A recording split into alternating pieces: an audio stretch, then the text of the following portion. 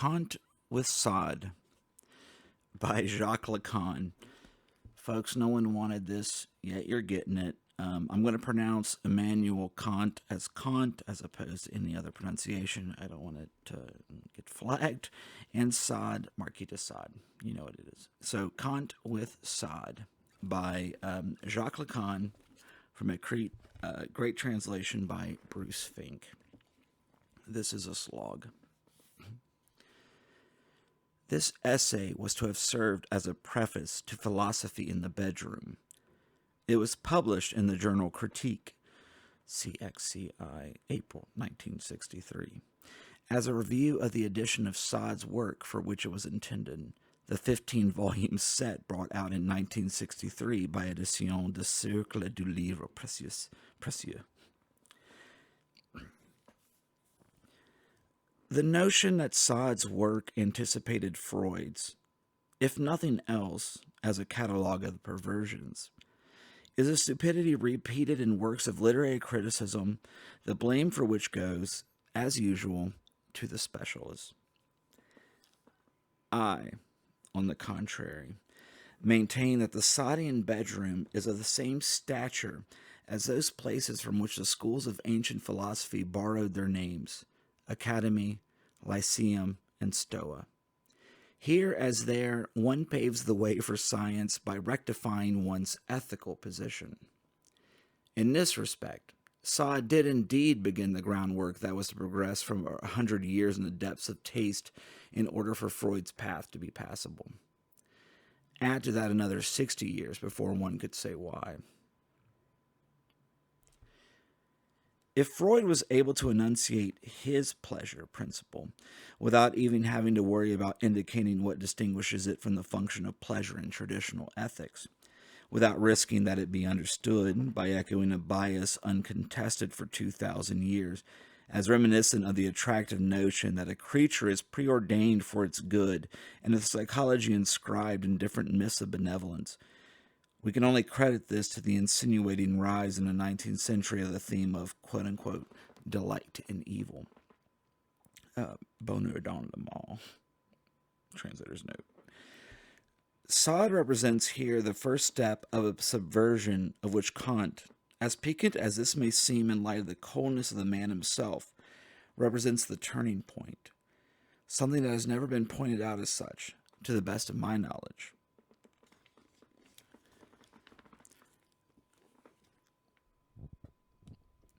Philosophy in the Bedroom came 8 years after the Critique of Practical Reason. If, after showing that the former is consistent with the latter, I can demonstrate that the former completes the latter, I shall be able to claim that it yields the truth of the critique. As a result, the postulates with which the critique concludes, the alibi of immortality in the name of which it suppresses progress, holiness, and even love, everything satisfying that could come from the law, and its need for a will to which the object that the law concerns is intelligible, losing even the lifeless support of the function of utility to which Kant confined them, reduce the work to its subversive core. This explains the incredible exaltation that anyone not prepared by academic piety feels upon reading it, a reaction that will not be spoiled by my having explained it.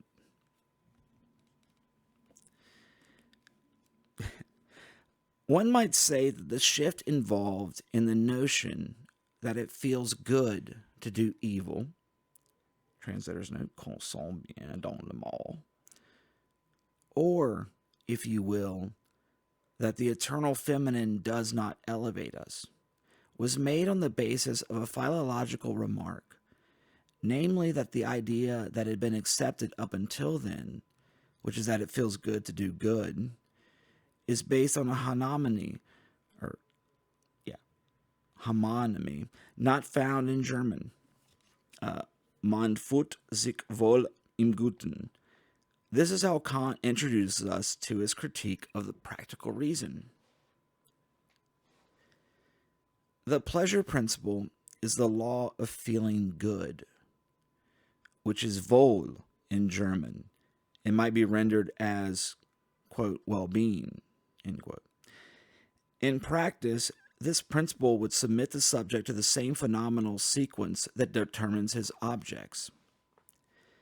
The objection that Kant raises against this is, in accordance with his rigorous style, intrinsic.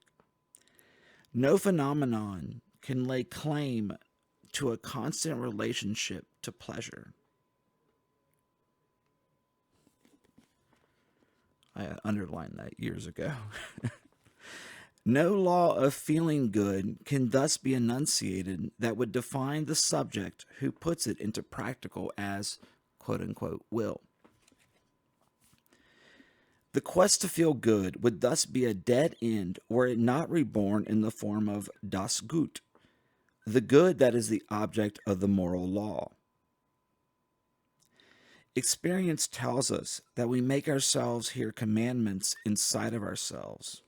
I can hear on that. The imperative nature of which is presented as categorical, in other words, unconditional.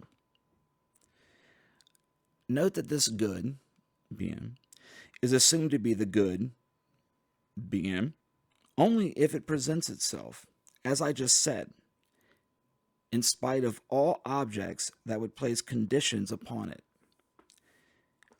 That is, only if it opposes any and every uncertain good that these objects might bring one according to some theoretical equivalence, such that it impresses us as superior owing to its universal value. Thus the weight of the good appears only by excluding everything the subject may suffer from due to his interest in an object, whether drive or feeling, what Kant designates, for that reason, as pathological. We would thus find anew here the sovereign good of the Greeks by induction from this effect, if Kant, as is his wont, did not specify once more that this good does not act as a counterweight, but rather, so to speak, as an anti-weight. That is, as subtracting weight from the pride. Fair enough. The subject experiences as contentment in its pleasures, insofar as a look at this good renders these pleasures less respectable. This is both precisely what the text says and quite suggestive. Let us consider the paradox that it is at the very moment at which the subject no longer has any object before him that he encounters a law that has no other phenomenon than something that is already signifying. The latter is obtained from a voice in conscience, which, articulating in the form of a maxim in conscience, proposes the order of a purely practical reason or will there. For this maxim to constitute a law, it is necessary and sufficient that being put to the test of such reason, the maxim may be considered universal as far as logic is concerned.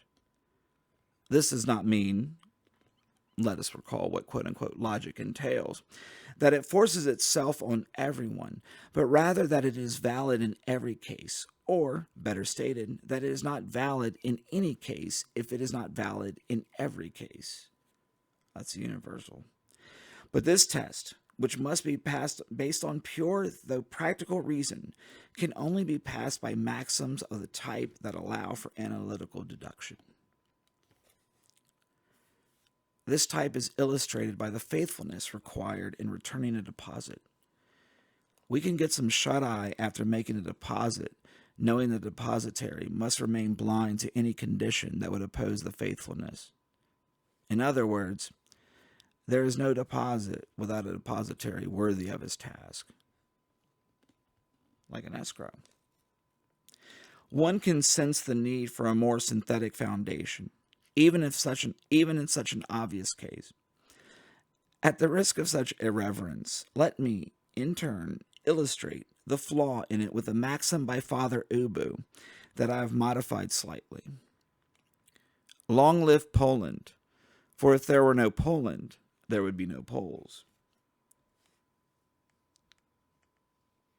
I think, just a note, Father Ubu, I think what is it, surrealist or Dadaist or some bullshit. Let no one, out of some slowness of wit or emotivity, doubt my attachment to a freedom without which the people mourn. But while the analytic explanation of it here is irrefutable, its indefectibility is tempered by the observation that the Poles have always been known for their remarkable resistance to the eclipses of Poland, and even to the lamentation that ensued. We encounter anew here what led Kant to express his regret that no intuition offers up a phenomenal object in the experience of the moral law. I agree that this object slips away throughout the critique, but it can be surmised in the trace left by the implicable suite Kant provides to demonstrate its slipping away, from which the work derives an eroticism that is no doubt innocent, but perceptible, the well-foundedness of which I shall show through the nature of the said object.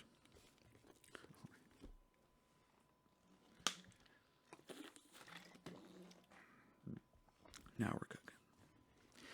This is why I will ask those of my readers who are still virgins with respect to the critique, never having read it, to stop reading my text here and to return to at the perusing Kant's. Not going to do it. Let them see if it does indeed have the effect I say it does. In any case, I promise them the pleasure that is brought by the feat itself.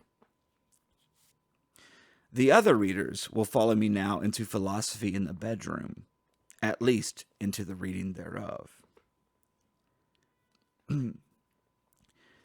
It proves to be a pamphlet, but a dramatic one, in which the stage lighting allows the dialogue and the action to be taken to the very limits of what is imaginable. The lights go dark for a moment to make room for a diatribe, a sort of pamphlet within the pamphlet, entitled, Yet Another Effort, Frenchmen, if you would become Republicans. What is enunciated in its ordinarily understood, if not appreciated, as a mystification. One need not be alerted to the fact that a dream within a dream points to a closer relationship to the real, to see an indication of the same kind in a text or writing of the historical situation. It is blatant, and one would do well to look twice at the text.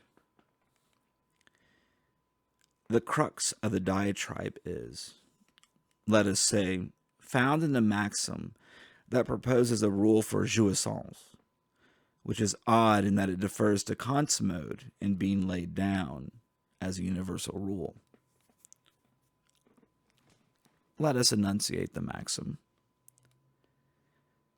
I have the right to enjoy your body, anyone can say to me.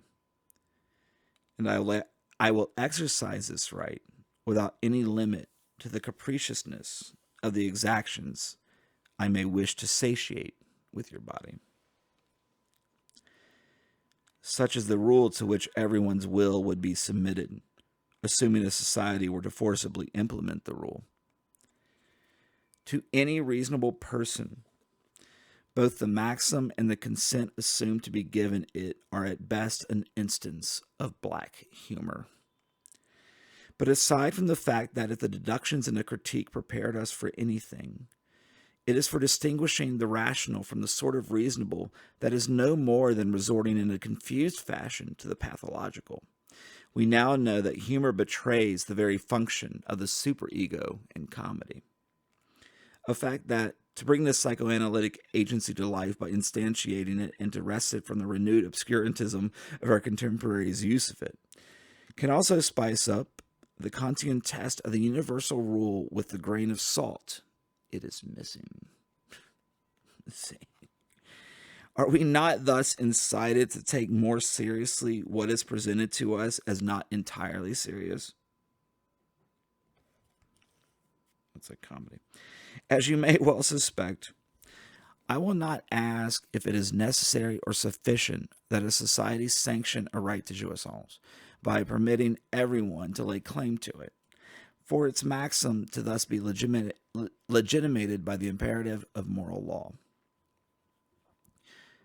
No de facto legality can decide if this maxim can assume the rank of a universal rule, since this rank may also possibly oppose it to all de facto legalities. This is not a question that can be settled simply by imagining it. And the extension of the right that the maxim invokes to everyone is not what it is at issue here.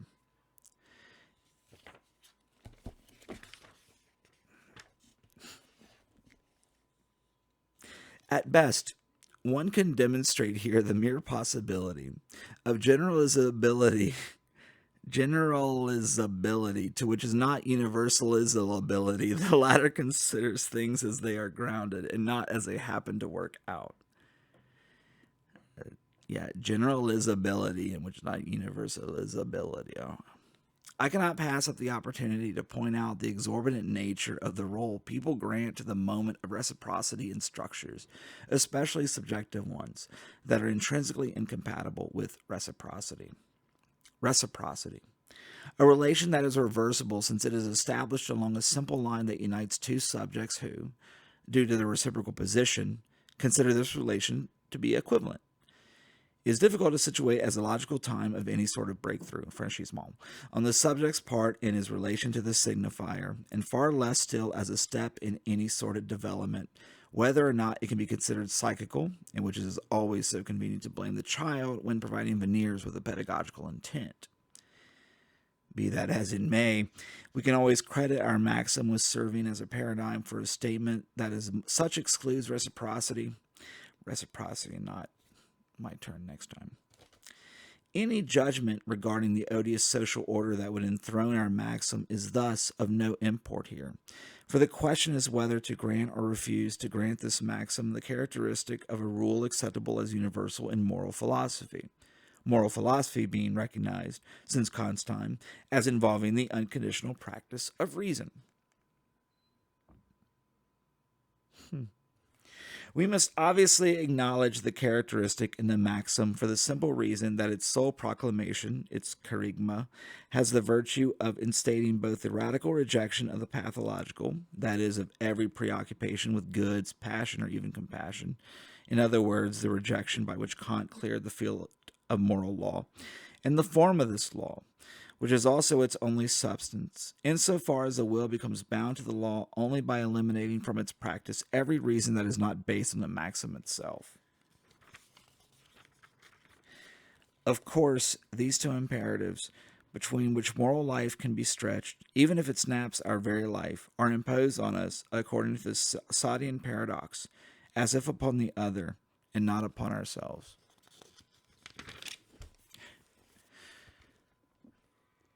All right, so I turned the page, and about probably at least 10 years ago, I have a notices I left off here, and I'll leave off here again.